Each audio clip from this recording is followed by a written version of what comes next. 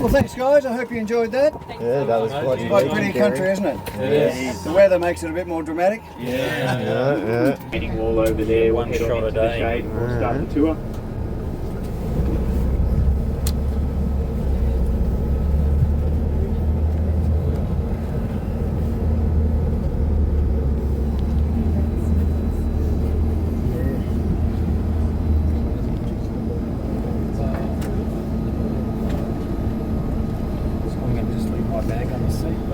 It's like a big hydroponic setup. Alright guys, come on down.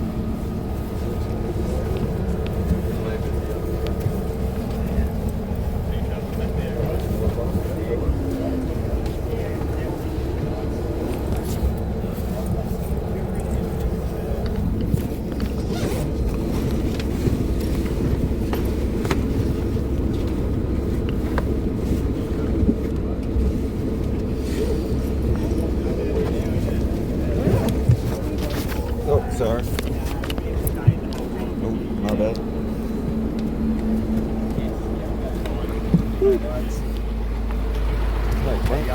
Yeah, not bad. It's a good drive.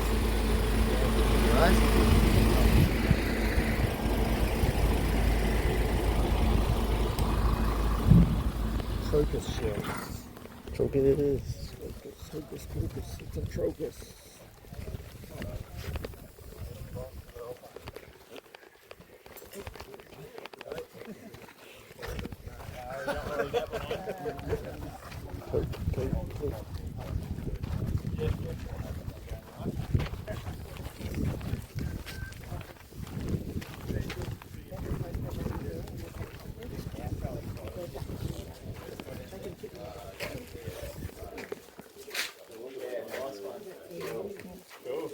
Alrighty guys, we'll go through. We're just going to gather around this first table here, like we are, that's good.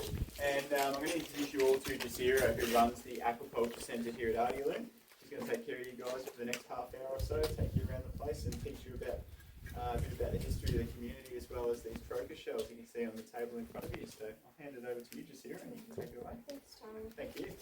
Alright guys, so welcome. Welcome. A little bit of history of Ardyaloon Hatchery here. We set it up back in 1992. So it was originally set up by a guy named Dr. Chan, and he was doing a bit of research on our crocus shells, which is one of 20 shells here in front of us.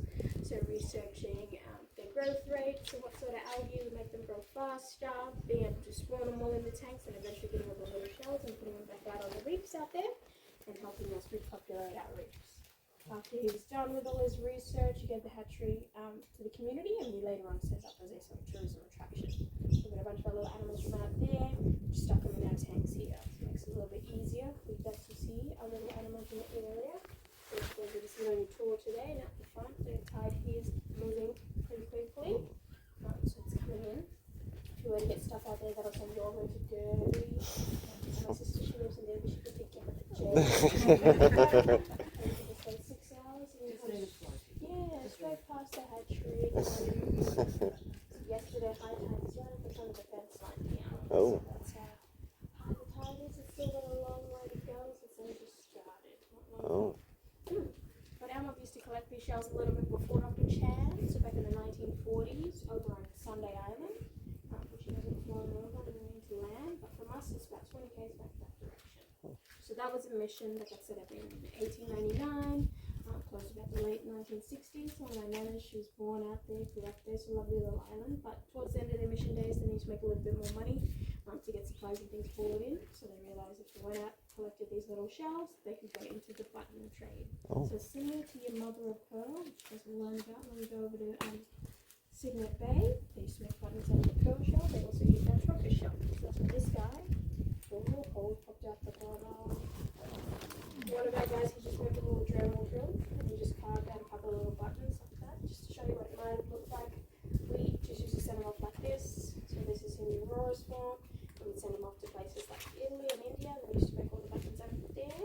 Whatever's left over, they'd often grind up into a fine little powder, and they would mix up in paints. So that's how everybody used to get all the shiny pearlescent car paints. And you put it in a bit of cosmetics and put the ovals back there.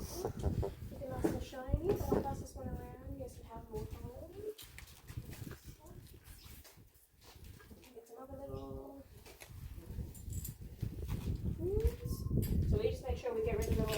that lives inside there, which is a little snail. And we do that by basically cooking him. So we grab all these shells, we put them inside a big steel 44-gallon drum, fill it up with water, light a big fire under it. Big giant cooking pot cooks the snail, makes it easier to extract. So after a couple of hours of boiling that shell, tip the drum over, and the shells come rolling out. Put each little shell up against a big timber log, like that. And you sort of turn it against that log, and that just helps knock the little snail loose. And he'll basically come sliding out. And he is edible, so we used to be able to eat him. A bit of edible meat's just at the front here. It's just a little bit bigger than my finger. And then all the stuff at the top here, that's all those little cuts. So tiny, gut, everyone tastes nice. This little shell shows you a little bit better how that little snail used to live and curled up inside there. When it's one snail to one shell, that snail will continue to grow his shell. The only little animal that has to find a new shell to live in is a hermit crab. And a couple of other little sea snails we'll see in the tanks when we go through the hatchery. They will live in those shells and they grow specifically like that. So when they closed out Sunday Island, all of them moved away. So a lot of us, we went to Derby and we followed the missionaries. Some of us went to Broome. Nobody was here in Ardyaloon just yet till about a decade later. So in the 70s, we decided we were going to move back here. And rather than try and go back out to Sunday Island, we set up over here on the mainland. So you guys might have seen on the other side of the airstrip, the little beach with all the wooden huts at the front. So that's Middle Beach. That's where we first started living when we moved back here. And then we started to do our trophy shell harvesting again, and we did that right up until Dr. Chan came around and set this up. And then a little bit later into the sort of early 2000s. But then we started noticing everybody getting plastic buttons. And plastic buttons is a lot cheaper to make than our little shell buttons, and you can actually replicate what a shell button looks like with plastic. So unfortunately they put us out of business with our trophy shell harvesting. So we had to say, scratch that, we got to find another way to make money for our community. So we stopped being a hatchery, we stopped harvesting our trophy shells, and we slowly transitioned this all into a tourism attraction. And today we just polish up our little shells as souvenirs. So if you guys do want to get a little shell at the end of the tour, they are for sale. These little yellow books our school kids made back in 2010. Quite a while down the book. You'll see a couple of pages when you walk through the hatchery, but you're more than welcome to have a little while through a little bit back here. And my auntie, she makes the candles and the ointments.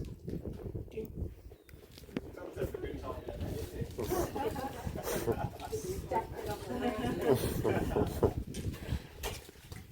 And my auntie makes a little ointment, so it's really good for bug bites, cuts, grazes, like kid might need something to cut.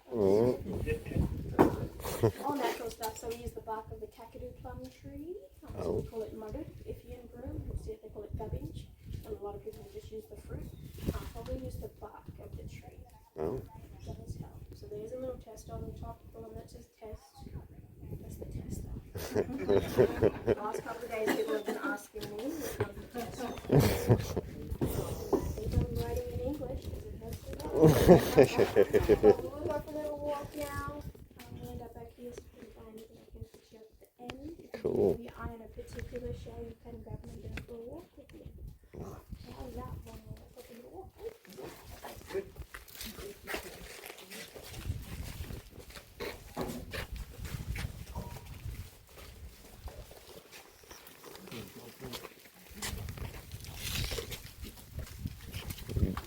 What are you looking at? I think I found my little gift. Oh. What is it? Is that the bottle or the hand stuff? Oh, that's the candle. Oh, the candle. That's the tester. Yeah. We might need to bite. Keep it open, I'll have a go. Thank you. So it's a slab, is it? For your lips?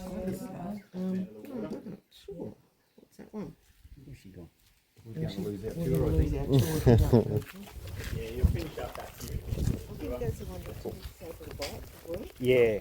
Like I'm going to try to make it still like it. because I mean, there's a lot of people that when you get stung by bites. Oh, yeah, Got bitten by a definitely. mayfly then. Oh, did you? Yeah. Oh, Got him. yeah, little buggers. So you need some. Exactly. Right now.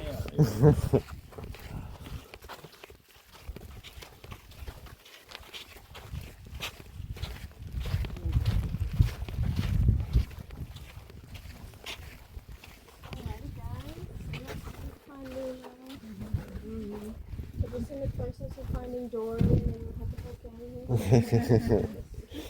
We do have a couple of Dories cousins. They're not quite dory, but they belong to the same family of fish. So we'll see them later on when we go further down the hatchery. With my little clownfish, he does have a couple of little black and white clownfish in here with him. So those are my little emo Nemos.